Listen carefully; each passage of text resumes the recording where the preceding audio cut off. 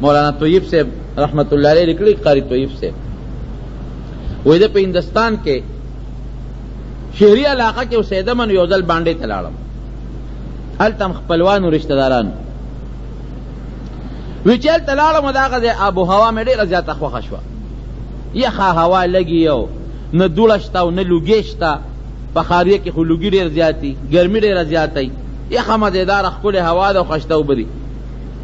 کوئی ما خپلوانو ته وی چې تاسو مزه وکړئ مونږ خو په دې خاریه کې مړ شو د ګرمۍ نه او د لوګو نه او د دونو نه او د دوړو نه خشته ښکلې هوا کې ډېری مزیدارې هوا در باندې لګي او یخ اوبو ته پراته وی هغې وی چې یاره ټیک ده مونږ خو په دې ډېر زیات خوشحاله یو خو په یو غم مونږ اخته یو چې هغه تاسو کره نشته تاسو ښار کې نشته هسه شی دی وی بیزوګانو نه ډېر تنګ یو راځي کټوی رانه تختئ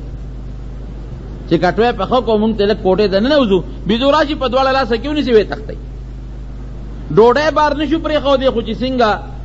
بیزو راشي غون ښکاري ونیسي ویې تختئ میوه بار نشو پرېښودی مونږ خو د بیزوګانو د لاسه سپې موله راغلي یو وایي ما ورته ویل چې هلکه دا خو ډېر اسان علاج دی مړی به یې کړو که نه زه به د دارو راوړم ډوډۍ کې به یې واچو او بیزوګانو ته به یې واچو او هغې به یې وخوري ټولو بیزوګانې یو څو ورځې به ورته ډوډۍ واچو بیا خوري بس مړی به شي خلاص به شی ته وایي مونږ ملکانو وی لاړم د پساري دکان ته زهر مې راواغېسته او هغه زهر مې په وړو کې ګډ کړه او د هغې نه م ډوډۍ پخې کړه او هغه ډوډۍ م راواغېستې بره په چت باندې بیزوګانو ته ټوټې ټوټې کړې او مونږ ورته داسې بار یو پټ ځای کې کېناستو چې دا بیزوګانې به اوس راشي دا ډوډۍ به وخوري مونږ به ورته ګورو مړی به شي وی دې کې یو بیزو راله وی چې څنګه راله بیزو هغه ډوډۍ ته یې ګوته کړې داسې په دې لاس و بیزو لکه د انسان داسې لاسونو باندې شی راځي ډوډۍ راواغېسته لا ولې بین کړه ګورې که تاسو بیزو ته کتلي که نه هر شی چې خوري لا ولې بین یې کړه چې بین یې کړه واپس یې کېښوده لاړه وایي مونږ وایي چې دا ګوره ورته دا خو شیخ هوښیار دی ډوډۍ ګوره بوی کړه او ویې نه خوړه او لاړه او تښتېده وایي چې لږ ساعت تېر شو دوه درې بیزوګانې رالې وایي چې رالې څنګه هغوی یې ډوډۍ راواغېسته هغې م بوی کړه کېښوده لاړې وایي چې لږ ساعت تېر شو پکې یو غټ بیز دی او یو پنځه شپږ بیزوګانې ورسره دي دې رالل وایي هغه غټ بیز هغه ډوډۍ راواغېسته او پوزې ته یې ښکته کړه او بیا یې پوزې ته ونیوله دوه درې ځله وایي کېښوده لاړه وایي مونږ وایي چې دا خو نوې نخره جوړه شوه بیزوګانې راځي او ډوډۍ بیایي او واپس ځي وایي چې لږ ساعت تېر شو بله لښکر د بیزوګانو راغی او شل دېرش او هر یو بیزو سره په لاس کې یو شنه پاڼه ده شنه هغه پاڼه یې کېښودې او رالې هغه ډوډۍ یې وخوړه د سیل مې چې څومره ډوډۍ مونږ ریچې کړې او ټوله یې وخوړه او بیا یوه پاڼه یې راواغېسته ورپسې یې وخوړه او بیا په ګډا شوې بیزوګانې خو ګډېږي م که نه په ګډا شوې بیزوګانې وی ښه تماشه یې وکړه او ګډې شوې مونږ ورته ګورو لاړې اړو اساس هرې پې ونه وی ما ملګرو ته وی چې ګوره مونږ هم وایو چې زمونږ ډاکټران په لیباټرو شی معلوموي ځکه نه ډاکټر له یو ډوډۍ اوسه چې دې کې زهر شته او که نشته ډاکټر د هغې زهر نشي معلومولی هغه که د هغې زهر معلوموي نو په لیباټرۍ به یې معلوموي اورېږه صاحب دا مونږ لیباټرۍ ته وړو هلته کې مونږ ګورو چې دې کې څه شی دی او بیزو له پروردګار په دا پوزه کې داسې لیباټري پیدا کړې ده چې هغه ډوډۍ یې بینم کړه ورته پته مو لګېده چې دې کې کم نمبر زهر دی او بیا د هغې علاج هم ورته معلوم دی چې په کومه پاڼه دا زهر ختمېږي لاړی هغه پاڼه یې راوړی هغې ورپسې وکړه هېڅ هم نشته وایي زمونږ ډاکټر او طبیب لا دا چل ورځي کوم چې رب العالمین دی بیزوګانو ته لا کم چل ښولی دی تبلیغي ملګري چا نه مې اورېدلي دي افریقې ته نو وایي چې افریقې ته لاړل نو کال یې تېر که واپس راتلل یو ملګری پکې داسې و چې هغه به ږیره او دا سر توروله بعضې خلک اوس هم ځان نه هلکان جوړوي قدرتي الله وله ویښته سپین کړي دی تور کړي هغه هم دا چالو که چېره اوس واپس کلي ته اوس روان دي او ورځ دوی پاتې دي نو ځان سره د پاکستان نه هغه د ویښتو د تورولو هغه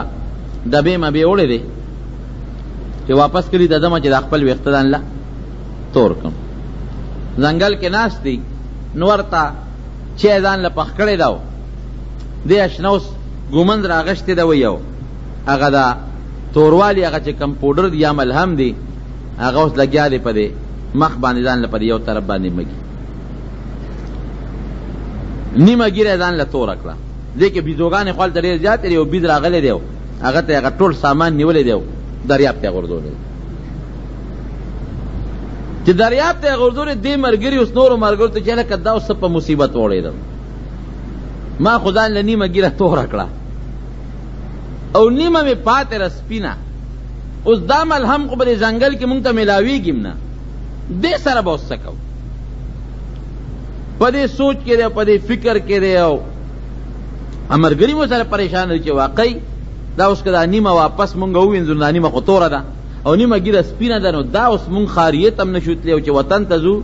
دا خلک به څه وایي او بل دا چې په دې علاقه کې اوس ورو مونږ ګرځو نو دا خلک به را پورې خاندي چې یاره دا صاحب ته وګوره نیمه ګیره توره ده یو طرف او نیمه سپینه ده. وی دې کې یو بیزو راله وایي چې څنګه بیزو راله ورسره ډکي دي هغه ډکي یې راوړل او نغري کې کېښودل. وی دې ملګري ورته غوسه شو لرګي ته یې ګوتې کړه چې دې بیزو خو ماله دا هماغه ده وي مونږ ته چې لکه ته پرېږدې کې څه چل شته دا ډکي دې راوړل او دې نغري کې کېښودل دې بیزو ته ته پرېږدې کې څه چل شته دی. وی خیر هغه مونږ ته بیزو ګوري او هغه ډکي په هغه نغري کې وسوځول. وی چې وسوځول غیرې یې داسې را جارو کړې. وی چې را جارو یې کړې اوس غیرې رالي په لاسو او په ځان مګي داسې په سرم مګي. وی ما ملګري ته وی چې پوډر یې دله راوړل دا اوس تا ته چل ښیي چې هغه شی مې دنه وغورځو هغه بېکاره دي دا پورې کا.